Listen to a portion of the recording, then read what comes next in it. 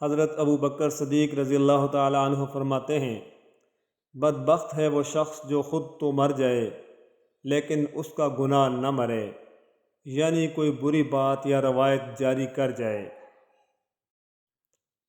حضرت علی رضی اللہ تعالی عنہ کا قول ہے، خوبصورت بات کرو تاکہ خوبصورت جواب سنو۔ حضرت عثمان غنی رضی اللہ تعالی عنہ فرماتے ہیں، آہستہ بولنا، نیچی نگاہ رکھنا اور میانہ چال چلنا ایمان کی نشانیاں ہیں۔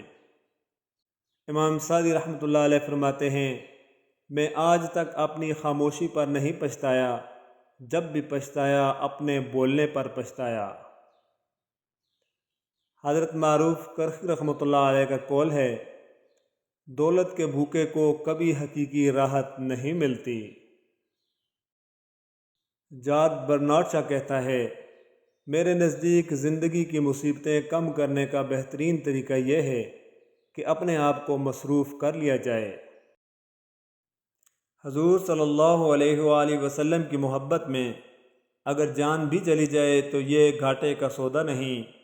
دین کے راستے میں جب مشکلات آئیں تو ہمیں حضرت بلال رضی اللہ تعالی عنہ جیسی ہستیوں کی زندگیوں پر نگاہ ڈال دینی چاہیے۔ ندامت کے چراغوں سے بدل جاتی ہیں تقدیریں، اندھیری رات کے آنسو خدا سے بات کرتے ہیں۔ حضرت علی رضی اللہ تعالی عنہ کا فرمان علی شان ہے کہ اگر تمہیں کوئی صرف اپنی ضرورت کے وقت یاد کرتا ہے تو پریشان مت ہو، بلکہ فخر کرنا کہ اسے اندھیروں میں روشنی کی ضرورت ہے اور وہ تم ہو۔